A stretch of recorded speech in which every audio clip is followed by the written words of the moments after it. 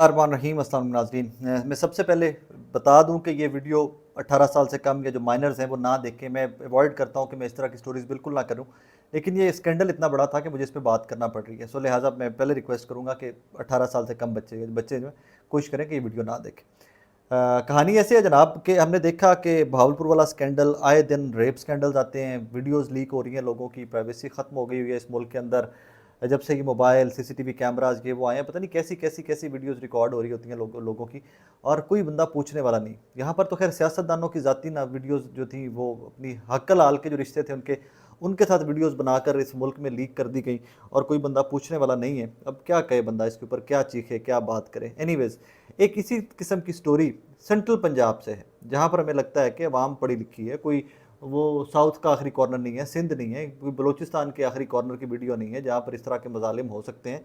एक वीडियो या एक स्कैंडल इस तरह का है जो मेगा स्कैंडल है, और पुलिस की नाहली ने कैसे इस मेगा स्कैंडल को किल करके रख दिया है, मैं आपके सामने रख देता हूँ। गुजरात है नाजरीन, गुजरात का थाना है दौलत नगर।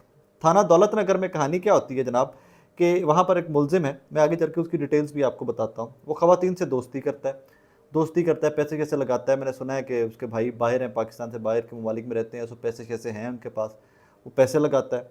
पैसे लगाने के बाद उनसे जिस्मानी ताल्लुक़ बनाता है। जिस्मानी ताल्लुक़ बनाने के बाद वो उनको बुलाता है ऐसी जगहों पर है जहाँ पर सीसीटीवी कैमरे नस्ब हुए हुए हैं। और उन सीसीटीवी कैमरों के नस्ब होने के बाद, क्योंकि देहातों के अंदर गाँव में हमारे लोग बड़े सादे होते हैं, उनको नहीं पता कि सीसीटीवी कैमरा लगा दिया गया तो इसका आईपी और जिसके पास डिटेल्स हैं वो कोई बंदा भी एक्सेस कर लेगा अगर आप इसका पासवर्ड और वो आईपी एड्रेस और वो सारा कुछ शेयर कर देंगे। तो जो लड़का, मेरी इतलात ये है मुबैना तौर के ऊपर, कि जो लड़का ये सीसीटीवी कैमरे इंस्टॉल करता है उसके पास तमाम कैमरोज की एक्सेस है। वो तमाम कैमरोज की एक्सेस रखता है अपने पास, और वीडियोस जहाँ जहाँ होती है वो सारी रिकॉर्डिंग करता रहता है।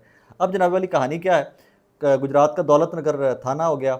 वहाँ पर एक साहब हैं जिनका नाम जैगम बताया जाता है। जैगम साहब जो हैं वो ख़वातीन से दोस्ती करते हैं, जिस्मानी ताल्लुकात बनाते हैं। जिस्मानी ताल्लुकात बनवा कर उसके बाद एक दुकान रखी हुई है उन्होंने, उस दुकान में बुलाया जाता है उनको। दुकान में बुलाकर वो जो भी फिज़िकल एक्टिविटी वहाँ पर परफॉर्म करते हैं, और उसके बाद उनकी वीडियोस बना ली जाती हैं। वीडियोस बना ली जाती हैं तो उसके बाद उनको उन्हीं वीडियोस की बिना पर ब्लैकमेल किया जाता है। आगे ये मामला चलता रहता है, और ये इसके अंदर अगर टाइमली कार्रवाई कर ली जाती तो ये इसके अंदर हज़ारों वीडियोस इस बंदे से मिल सकती थी जो सीसीटीवी कैमराज इंस्टॉल करता है। लेकिन पुलिस ने कार्रवाई नहीं की, और लिहाजा मेरी इतलात ये हैं कि जब ये मीडिया पे खबर ब्रेक होना स्टार्ट हुई तो स्टार्ट में ही जो मुल्ज़मान हैं, जो सारे वाक़े में मुलव्विस लोग हैं, इन्होंने कोई मीडिया के कुछ मीडिया हाउसेस जो गुजरात के लोकल थे, जो लोकल साफ़ी थे, उन तमाम को लोकली मैनेज कर लिया था। लोकली बैठ कर उनके साथ कोई थोड़ा बहुत खर्चा पानी देकर जो भी करके सेटलमेंट कर ली थी। कुछ बताया जाता है कि अमीर कबीर ख़ानदान है, बासर लोग हैं। मैं आखिर उस पर क्या कमेंट करूँ, वो तो अल्लाह जाने और अल्लाह का काम जाने के बासर ख़ानदान इस तरह की हरकतें करते हैं और बच कैसे जाते हैं, उसके ऊपर मुझे कमेंट करने की ज़्यादा ज़रूरत नहीं है।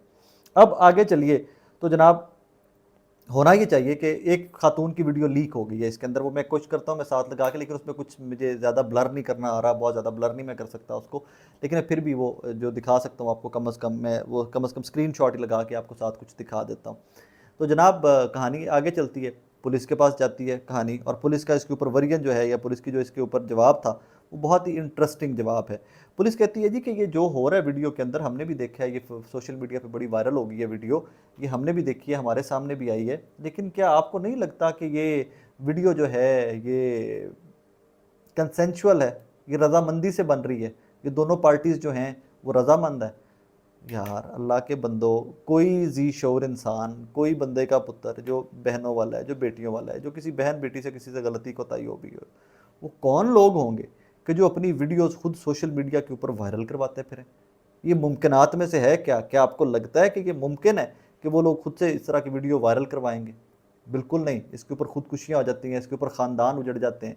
इन वीडियोस के अंदर शक्लें बिल्कुल क्लियर हैं, जो वायरल हुई हैं ना वीडियोस, इनमें बच्ची की और जो साहब इन्वॉल्व हैं उनकी शक्लें बिल्कुल क्लियर हैं, पहचानी जा सकती हैं। जो भी कोई देखेगा वो शक्लें पहचान लेगा।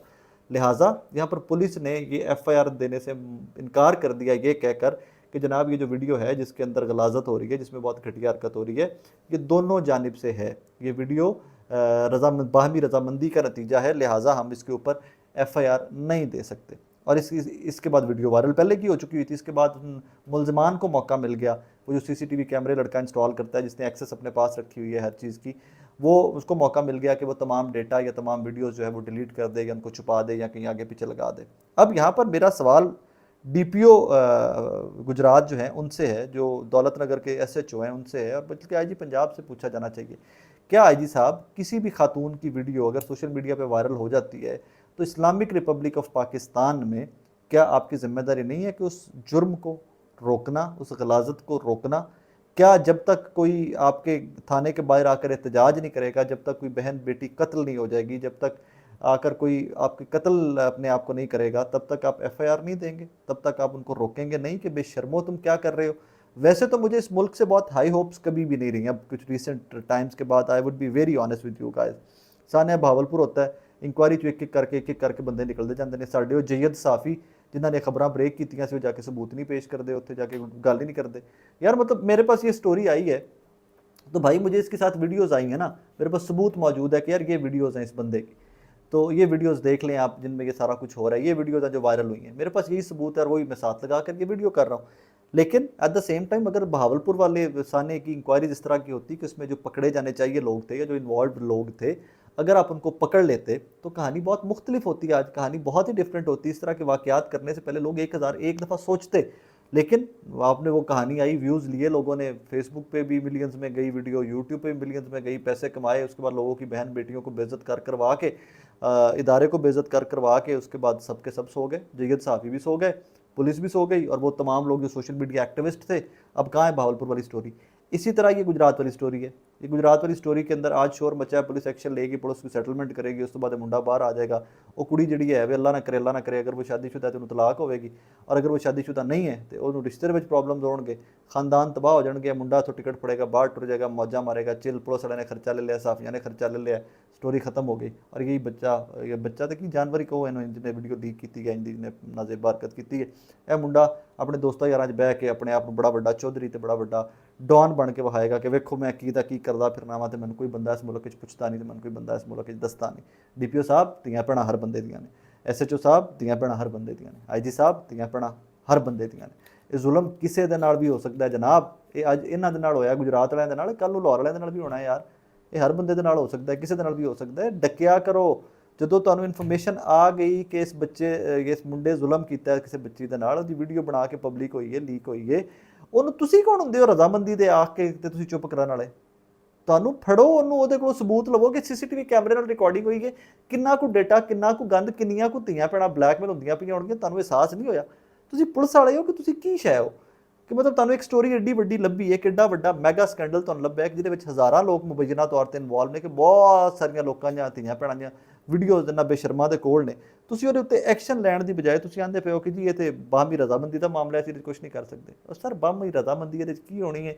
ਕੋਈ ਖੱਚ ਜਿਹੜੀ ਮਰੀਤੀ ਵੀ ਉਸ ਬੀਬੀ ਕੋਲੋਂ, ਉਹ ਖੱਚ ਦਾ ਮਤਲਬ ਇਹ ਥੋੜ੍ਹੀ ਸੀ ਕਿ ਉਸ ਆਖਿਆ ਕਿ ਮੈਨੂੰ ਤੁਸੀਂ ਪੌਰਨ ਸਟਾਰ ਬਣਾ ਦਿਓ ਤੇ ਮੈਨੂੰ ਤੁਸੀਂ ਫੇਸਬੁੱਕ ਤੇ ਔਰ यूट्यूब ਤੇ ਅਪਲੋਡ ਕਰ ਦਿਓ, ਸਾਰੀ ਦੁਨੀਆ ਮੇਰਾ ਮਜ਼ਾਕ ਉਡਾਏ, ਸਾਰੀ ਦੁਨੀਆ ਮੈਨੂੰ ਵੇਖੇ।